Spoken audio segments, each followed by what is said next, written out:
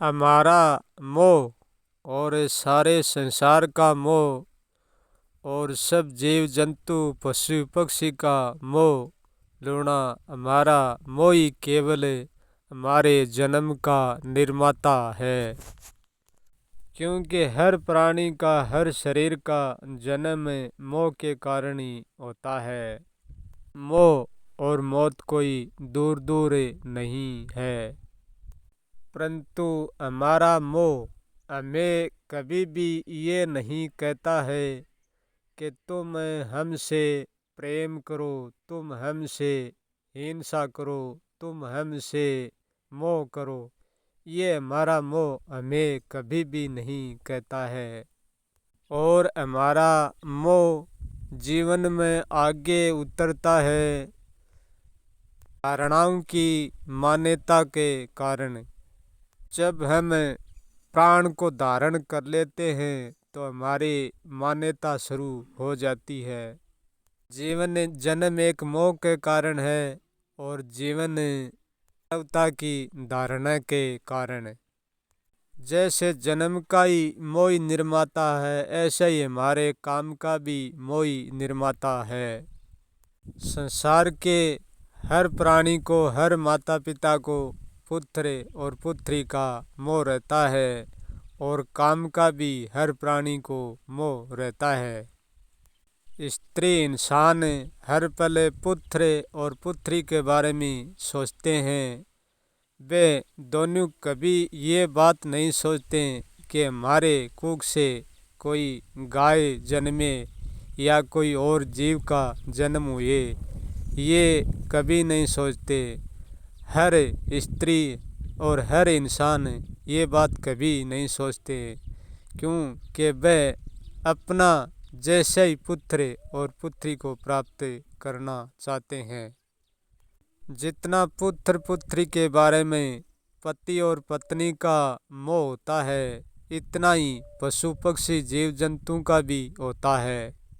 स्त्री की भांति और आदमी की भांति गाय भी एक अपनी बछड़ी से मोह रखती है और अपने बछड़े का मोह रखती है।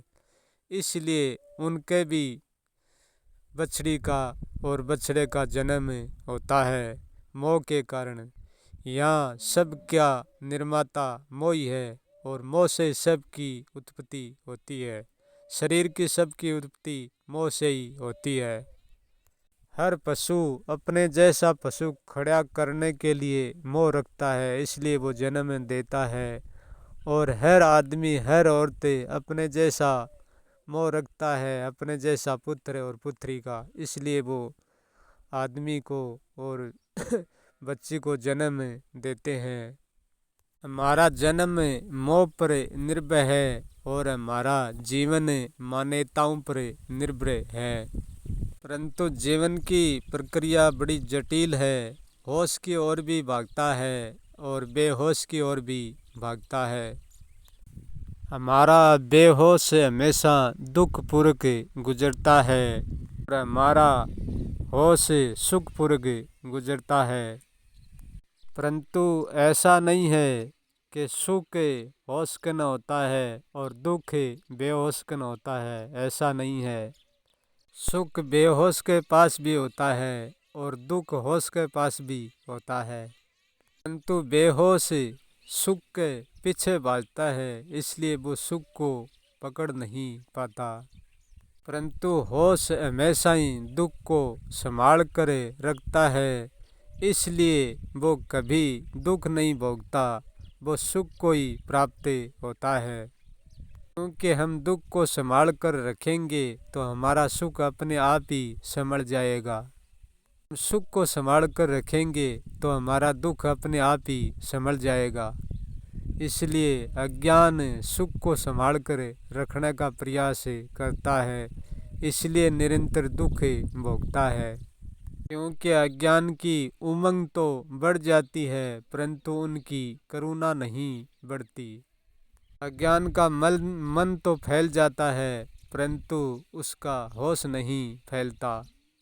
इसलिए जीवन हर व्यक्ति को सुख से जीना चाहिए और जीवन जीने की कला सीखो। जिसको कला जीवन जीने की अच्छी आती है वो ही अच्छा जीवन जी सकता है, और जिसको कला अच्छी नहीं आती है वो अच्छा जीवन कभी भी नहीं जी पाएगा।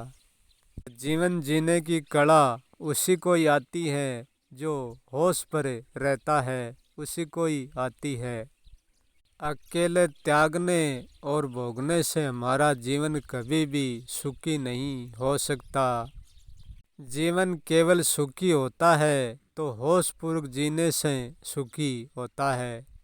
यदि संसार का हर भोग नेम के अनुसार होशपूर्वक करेंगे तो हमें कोई दुख नहीं होगा। ऐसा नहीं है कि होशपूर्वक जीता है वो कुछ भी कर देता है, ऐसा नहीं करता है। वो जो भी करता है वो नेम के अनुसार ही करता है। जो होशपूर्वक जीता है वो अपनी जीवनचर्या के साथ कोई पक्षपात नहीं करता है। यदि कोई होशपूर्वक जीता है तो जीवन के आनंद की और मृत्यु के परम आनंद की कोई सीमा नहीं रह जाती है। ऐसा नहीं है कि बेहोशी में जीवन नहीं जिया जाता है, जीवन तो जिया जाता है, पर बेहोशी का जीवन सिर्फ 2 कौड़ी के समान है। होश में जीने के लिए कोई बेशुमार कीमत नहीं चुकानी पड़ती है, बस थोड़ा सा मूल्य लगता है बेहोश पर ध्यान देना। सारी बेहोशी हमारे कर्म के विचारों से उठती है। बस इतना ही करना है, हमारे ध्यान में कोई ध्यान नहीं रहे। हमारा ध्यान मौन हो जाएगा तो हम जाग जाएंगे, फिर जो भी हम करेंगे वो ध्यान में ही करेंगे।